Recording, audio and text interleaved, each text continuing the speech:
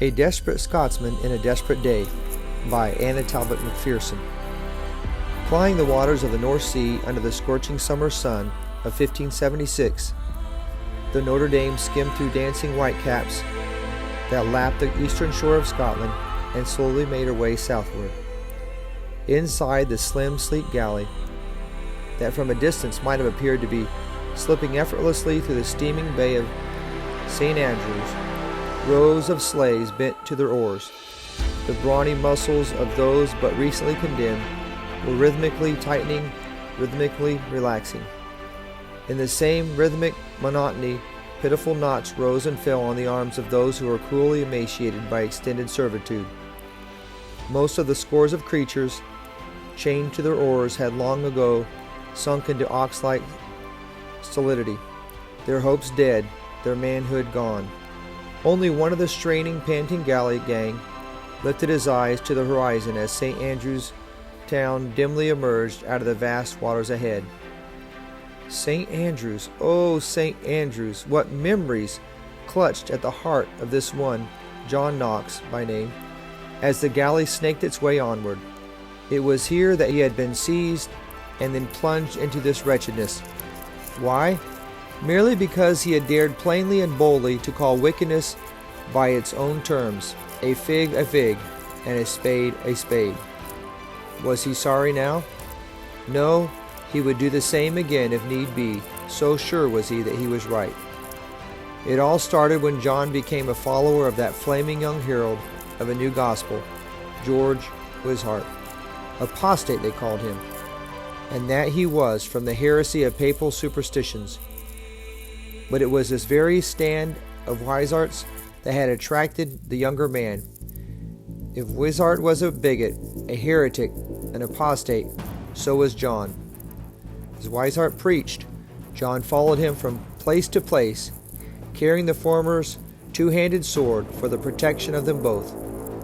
Then one evening, Wishart, with a presentiment of coming arrest, took his good night, as it were forever, of all his friends. John pleaded to accompany him, but Wishart was firm. Nay, he remonstrated, return to your irons, students John had been teaching.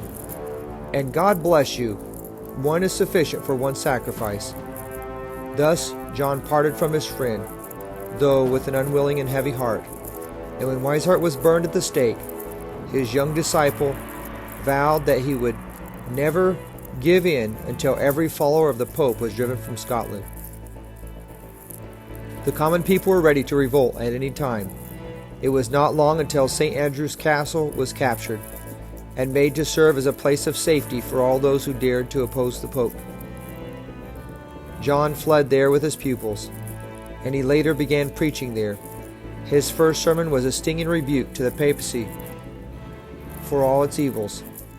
Mercilessly he flayed the Pope. He knew he was on dangerous territory, but what of it? If it would take his very life to exterminate this evil, he would give it as readily as Wishart had given his. Events took an unexpected turn. Scottish royalty was then in league with the thoroughly Catholic French court. This friendship brought a French fleet which speedily battered down St. Andrews and took all the protesters to France. For his part in the apostasy, John was consigned to this galley. And here he was now, almost in sight of the very ruins of the castle.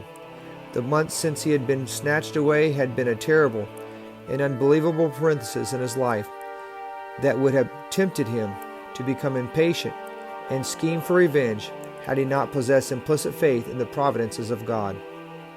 John thought about the parenthesis. What if the introductory symbol should have no corresponding mark to complete it? What if this should prove to be a halt in his preaching, with no termination until death took over? He was so sick and weak that death was almost welcome.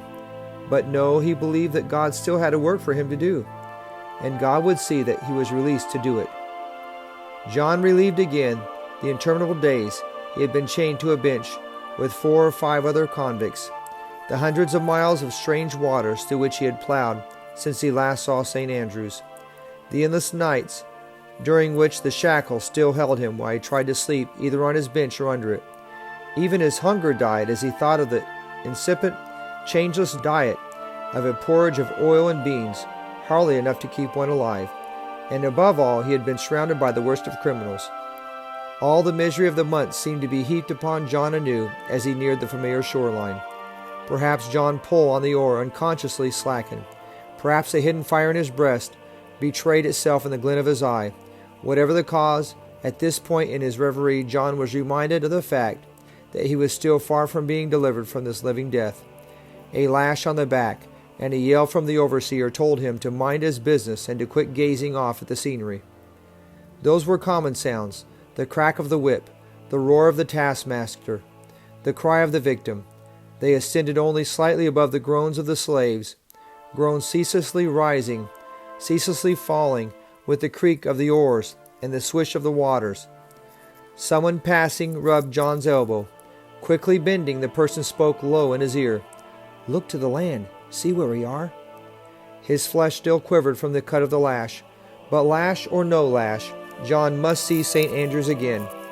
Once more he lifted his eyes to the shore, and there it was, the castle itself, the scene of his preaching, the place of his bold stand for the right.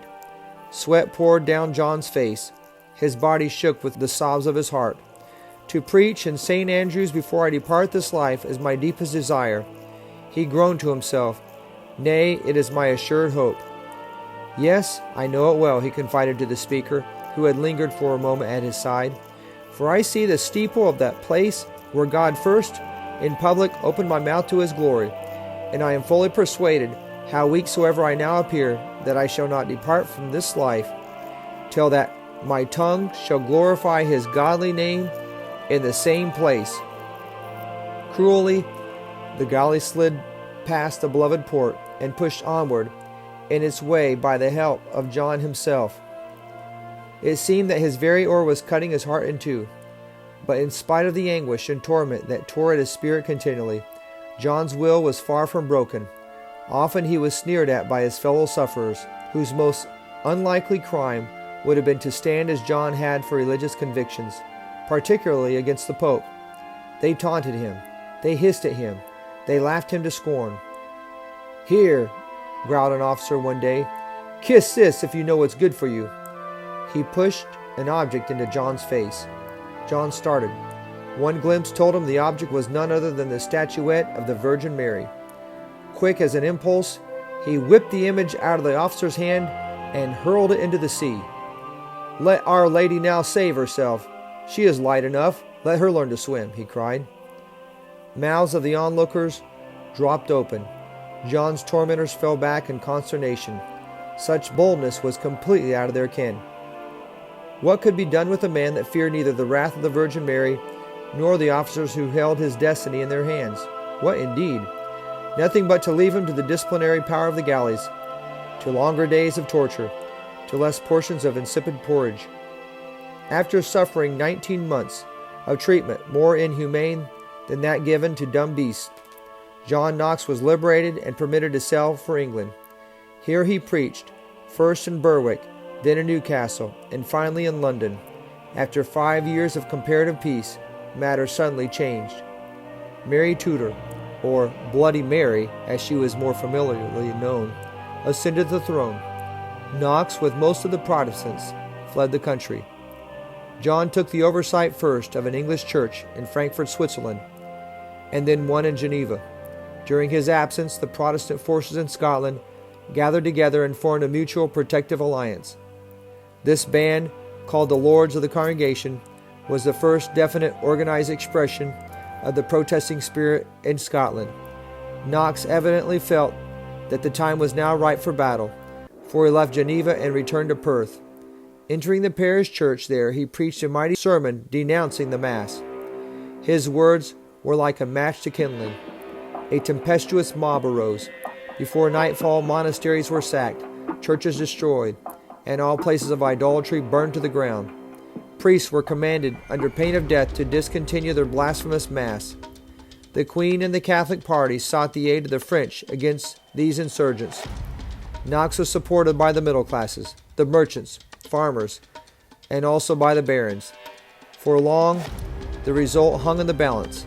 but the appearance of an English fleet tipped the scales in favor of Knox and his followers. Knox continued going from place to place, carrying the fiery cross and calling his countrymen to free themselves from the bondage imposed upon them by the priesthood. During this itinerary, his feet at last entered the streets of St. Andrews, whose towers he had seen when racked with pain in the galleys. St. Andrews, where he had so long wished to lift up his voice again. Archbishop Hamilton had entered the city the previous evening with a retinue of armed men, and now he forbade Knox to preach. "If you do, I warn you," he gave notice, 12 hackbutts will light upon your nose at once." "You'd better heed," Knox's friends admonished. But John paid no attention. Entering the pulpit of the parish church, he poured out the message flaming in his heart. Neither the archbishop nor his soldiers appeared. So overwhelming was Knox's appeal that the people rallied in mass, and by nightfall had wiped out every vestige of the old faith. Knox experienced neither misgivings nor regret because of the violence with which this was done.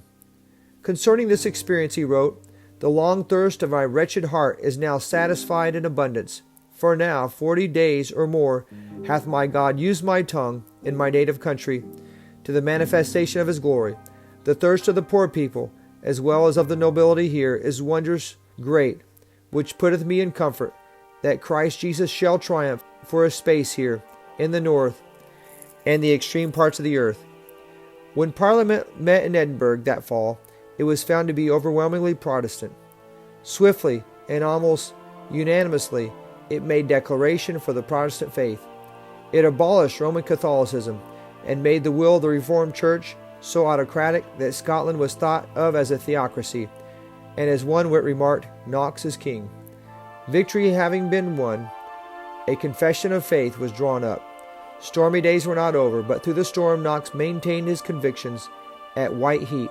His speech, rugged, impassioned, majestic, swept away the timid opposition of other men. He was summoned no less than 5 times into the presence of the Queen.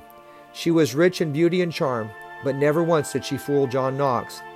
He rebuked her to her face for violating the law of the land and for permitting a French priest to celebrate Mass in her household. These were years of untold anxiety and strenuous toil. They were years when, if Knox had not been the character he was, the wheels of the Reformation in Scotland again and again would have rolled backward to the total undoing of the work already accomplished. Beyond any other man in Scotland, Knox was the guide of a whole generation suddenly confronted with the moral call of primitive Christianity. At a time when all the powerful were grasping for power, his voice was raised for righteousness. Conscious of the part he had played in the liberation of his country from popish tyranny, he declared, "What I have been to my country, albeit this ungrateful age will not know, yet in the ages to come will be compelled to bear witness to the truth." For the greater portion of the time between John's return to Scotland in 1559 and his death in 1572, he served as pastor of the St. Giles Church in Edinburgh. In his pulpit, with his thundering voice, flashing eye, stern denunciations, solemn threats and warnings, rigid adherence to God's truth, he resembled an old Hebrew prophet. In his home he was a loving husband, a gentle father, a kindly friend. In neither of these settings, however, do we see the real John Knox. For this unveiling we would have to enter into a secret place of prayer, and having shut the door, watch him in the silence, open his heart to God. For hours he wrestled in intercession, agonizing for his country, for Christ's cause, for the maintenance of purity in his church. It was this little room that heard the deepest groans of his heart oft repeated, "Give me Scotland! Oh, give me Scotland, or I die!" No wonder Mary, Queen of Scotland, shuddered. I fear John Knox's prayers more than an army of 10,000 men. It was here, too, that Knox laid bare his soul before God, with the tears trickling down his furrowed cheeks, like the melted snows of spring trickle down the wrinkled face of a mountain. He was a broken-hearted penitent, seeking through bitter self-reproaches the way to his Father's home. Says Carlyle, he bared his breast to the battle, had to row in galleys, wander forlorn in exile, in clouds and storms, was censored, shot at through the windows, had a right sore fighting life. If this world were his place of recompense, he had made a bad venture of it. To this John would have assented, for among his last words were these: I heartily salute and take my good night of all the faithful of both realms. For as the world is weary of me, so am I of it. But John Knox looked for his compensations not in the world. He looked for them in ever fighting under the cross, and in anticipating his eternal reward. What he had demanded from the state he had realized, the liberty of our conscience, to serve our Lord God as we shall answer to him. The well done, good and faithful servant, from the lips of his master he was well assured of. One of the noblest testimonies to his work and worth was given by one well able to estimate both. Said the Earl of Moray, Regent of Scotland, as he stood by Knox's grave in the churchyard of St. Giles, Here lieth a man who in his life never feared the face of man, who hath been often threatened with death and danger, but yet hath ended his days in peace and honor.